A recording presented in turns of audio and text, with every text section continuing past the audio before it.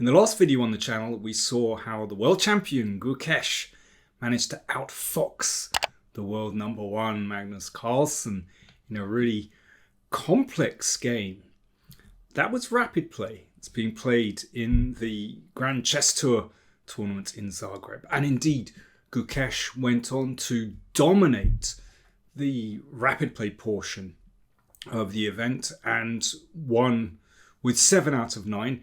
Carlsen was languishing on 5 out of 9. I mean, that was a real disappointment for him, and he seemed very much out of sorts when he was interviewed afterwards. I gave the link to his little interview in the previous video. Anyway, they move on to 2 days of Blitz, a double round robin Blitz tournament. So let's see what happened between Carlsen and Gukesh in their first Blitz game.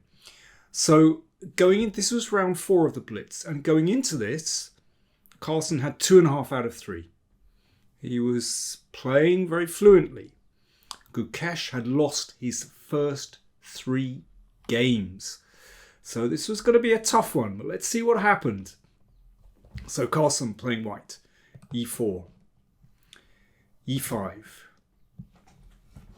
From Gukesh, so remember we saw Carlsen play c4 in the rapid play, but he's going into traditional e4 stuff now, and the Spanish and a Berlin from Gukesh, and Carlsen generally prefers to keep the tension rather than going into the endgame.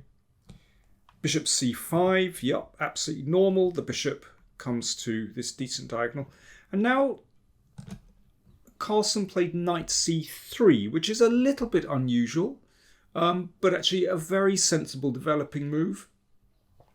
And he has pretty good results with this in previous games. Castles and bishop takes c6 and d takes c6. Carlsen very much likes this pawn structure. So black's structure is slightly compromised. There's a famous game between Capablanca and Yanovsky which ended in a rook and pawn endgame that centers on this structure. But you can look that up yourself. Okay, so bishop e3. And Carlsen, of course, would very much like to exchange off one of these bishops. So Gukesh ducks back to d6 to protect this pawn. And then bishop g5 from Carlsen. Now, this is hallmark Carlsen's strategy. He loves this pin. We even saw it in the rapid play game. I'm going to compare and contrast because it's so common from Carlsen. I mean, it's really noteworthy. And he loves to play it in the Spanish, but he plays it in all kinds of openings. So, for example, this was their rapid play game. And Carlsen played bishop g5.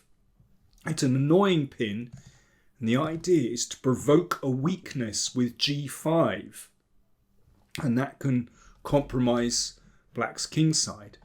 So it's very, very similar here. Black has to figure out how do you deal with that pin.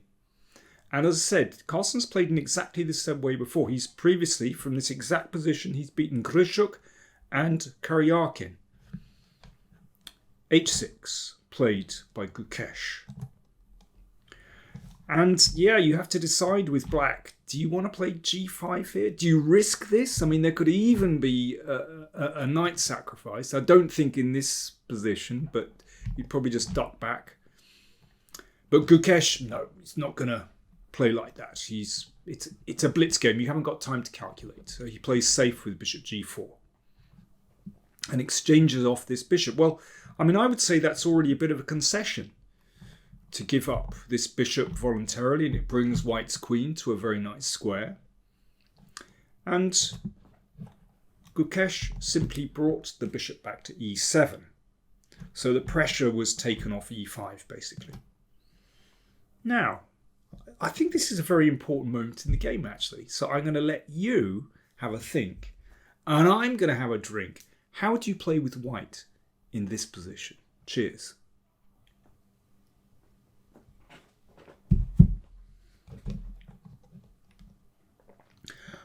think what you have to realise here is that if this knight manages to spin round to e6, looking at the outposts on d4 and f4, then black's position is very comfortable. So in a sense, I would say knight d7 is a kind of threat in a weird way. Carlsen very quickly exchanged off that knight, and I think from a practical point of view, it's an excellent move. He's going for a pure good knight against bad bishop position. This bishop certainly doesn't look very good at the moment, blocked in by that pawn on e5. Then again, you could argue maybe the knight isn't that good either. But it's a very positional decision from Carlsen, and it makes life a lot easier. He doesn't have to think about how he would deal with a knight coming around to e6, for example. So g3. Okay, this is absolutely normal, of course. h4. So he's restricted that bishop. And there is potential to storm on the king side with g4, g5. And that's why the bishop just dropped back to e7. And Carlsen castled king side. Could go queen side, but it rather invites a pawn storm. So he played it safe, just played king. Yeah, kingside castling. Now Gukesh decided to play bishop c5. I'll come back to this in a second, actually. I mean, it looks normal to put the bishop on this diagonal, but let's see. Bishop d4. If black can exchange off bishop for knight, I don't think black has any difficulties here at all. So it's essential to play knight e2 if white wants some advantage. And yeah, the problem is, it's the kind of thing that sort of flashes by in a blitz game. It's not very good to play this with black, because once white takes this pawn, then black's pawns are really not very good, and yeah, white's pieces are excellent there. So Gukesh simply dropped the bishop back to b6 and g4. So now Carlsen starts to get things going on the king side. Of course, in playing g4, it restricts black from playing f5, and with the bishop on b6, that's definitely a move you want to contain. g6 and now knight g3, so again, just ensuring that f5 isn't going to happen.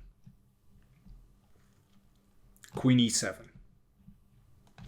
Hitting this pawn, rook h1. Rook d8, rook comes in the middle, a4. Yeah, just gaining some space could be useful. a5. And this is clever from Carlsen. Queen e2. So maybe this rook is coming here, you don't know. Queen d2. This is the point of this maneuver. So he's looking at the h6 pawn, and when he plays h5, he's made sure that he's covering the g5 square. Now, Gukesh plays queen g5, and this simplifies the task for Carlsen. I think it's unpleasant to play a defensive move like this, but I think Gukesh had to just stay passive with rook h8. And then, you know, white has a pleasant position, but there's still no breakthrough, actually. Not yet, but, you know, it could be that white might at some point play on the queen side. One doesn't know yet. It could be that white goes for a break here, but it's nothing clear. But with queen g5, Carlsen exchanged off very quickly. You know, you don't have to think about king safety. Not too much anyway, once the queens are off, and it gives white more freedom to switch from side to side, actually. And knight f1 played, and that knight is starting to get busy. It could come to c4, it might come to f3. And rook f6. I'll come back. There are a few key moments in this game that I'm going to come back to, actually. I mean, this looks aggressive, but f3 actually just blocks out the rook. Again, rook f4 isn't achieving too much. An exchange here. And, of course, if king takes, then the knight would find an amazing square on f5. This is the whole point of advancing with h5. You're trying to weaken this f5 square. And yeah, imagine a knight on f5 and a rook on h6. I mean, that's checkmate. So that's why pawn takes was played. It also opens up the f-file, but that is defended very easily. And Gukesh played rook h8, but yeah, it's a really tough position because white is going to play knight here, or possibly knight g3 and back to e2 actually. But anyway, moving the knight out, moving the rook across. So that's why Gukesh played rook h8. There was an exchange and then knight d2. So basically there's no pressure on f3 anymore. King defends, and now Carlsen can turn his attention to the queen side and look at this pawn on e5. Isolated and weak. This bishop is awful. It doesn't even have the option to drop back to c7 to defend things. I mean, it's because of this structure, it's a really poor piece. And with that knight on c4 hitting these weak pawns and the bishop, this is a winning position for white. And Carlsen plays very nicely now. Rook b1, simple threat, b4, and he's going to crash through on the b file. For example, if king g7, then b4, followed by a5, followed by taking here. I mean, there's absolutely nothing that black can do here. I mean, this is the perfect pawn structure. Carlsen loves these kind of positions. I should say that he was playing incredibly quickly, while Gukesh was running very, very short of time. I mean, you know, by the time it gets to this stage where white's king is in no danger, and you can just concentrate on the positional factors with no tactics, then, you know, white's moves are very easy, whereas black has a really difficult defensive task. Well, it's lost. So Gukesh played c5. Well, I've seen worse bishops, but not many. That's not a good position. Rook h1. But c5, of course, was played to prevent b4. And Carlsen couldn't have a good time here because black is so passive. This bishop is completely stuck. He moves the king across. I wonder whether, I mean, you know, he can take his time here and black is completely passive. I wonder whether he was thinking about playing his king over here and potentially knight takes bishop and then playing the king to c4. He also has another option, and that's to play the rook over here and up to b5 to take on a5. But in any case, before he had to decide what to do, as is so often the case, Gukesh couldn't kind of stand just waiting passively, and he dropped the bishop back here to a7, allowing Carlsen to take on a5. So he was hoping, I guess, to gain some activity with c4, but actually that was check, but the king steps aside, and this is a sound pawn up. It doesn't really help if the rook comes down.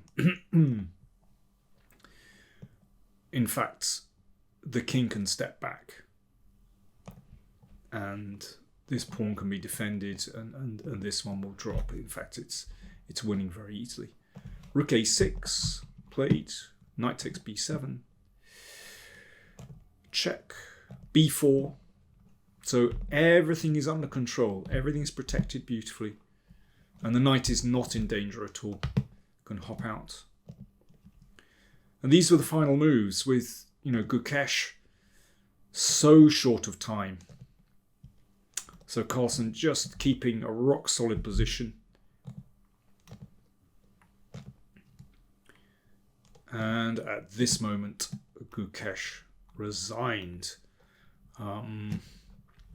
Yes, knight. It looks to me like knight d8 is on the cards here, and rook f7. Was that did Carlsen miss a quicker win here? Could he play knight d8 immediately and rook f7? Well, who cares? I mean, after rook takes c7, he's 2 pawns up. It's a blitz game, you know. It's very, very simple win. Black has no counterplay and 2 extra pawns, and indeed, there's potential to go for a checkmate here. Wow, I mean, what an absolute crush. Very interesting to hear Garry Kasparov with his view on this game.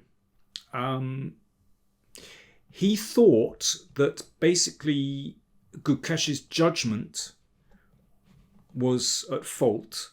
He thought he should have perhaps left his bishop here so that when h5 comes, the bishop has the option to come here. So let me go to a relevant position, actually. So in this position, it's possible to play g6 and let's say king g7. And if h5 ever comes, then there is potential to put the bishop on g5. And in fact, later on, this is more relevant after g4 comes. In this position, here's where Gukesh played queen e7. But Kasparov, even here, it's possible to play the bishop back to e7. Gets there just in time. And then bishop g5. And the bishop sits pretty well on this diagonal. I'm not saying this is a beautiful position for black. You know, white has ways to play, but you know that keeps things under control just about. Of course, white doesn't need to commit with h5 yet. It's possible to play in other ways. You know, rook h1 first, maybe maneuvering the knight round.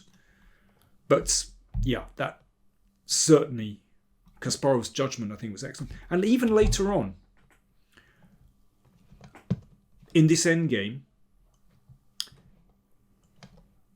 in this position, this is a very unpleasant position for black to defend.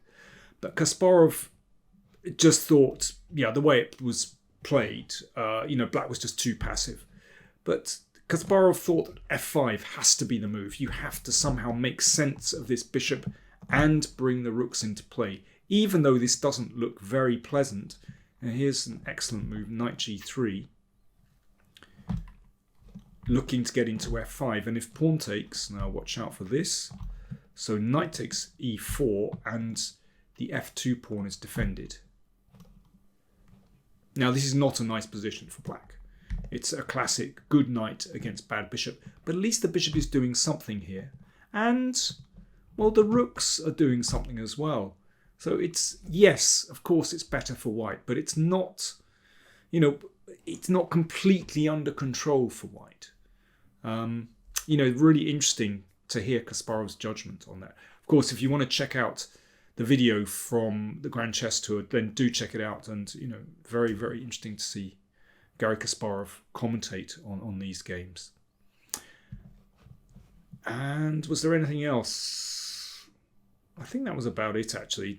I mean, you know, I think there were some, you know, very interesting key moments in this game. Well, hopefully I've pointed out the most important ones. But anyway, I think what we can see from this game is that Carlsen is absolutely in his element in Blitz. He is, after all, the world Blitz champion, joint world Blitz champion. And, you know, he's very much in practice. You know, he plays a lot online. And he absolutely dominated the first day of the Blitz. At the end of the day, he was in the lead with 7.5 out of 9, just conceded 3 draws and the others wins. And below him, Wesley Son, 6.5. And Gukesh really suffered. Blitz is absolutely not his forte. And he made just 2 draws in 9 games. Yeah, I mean, he would be the first to say that Blitz is not his forte. But still, I mean, he had a really bad day. But Carlsen, yeah, absolutely dominant. It looks like, you know, his forte is Blitz, at least at the moment anyway. Well, I hope you enjoyed that. I hope that keeps things in balance. But it's fascinating to see Gukesh, rising up, and rapid play was not, his best time. I think classical is his best time control, but he's getting better. He's still only 19. Got so much to learn. But Carlsen, yeah, let's see how he gets on in day 2 of the Blitz. But well, he looks like he's on form. His wife arrived apparently to give him some moral support, and it seems to be working wonders. Anyway, I'll report back. Thanks for watching.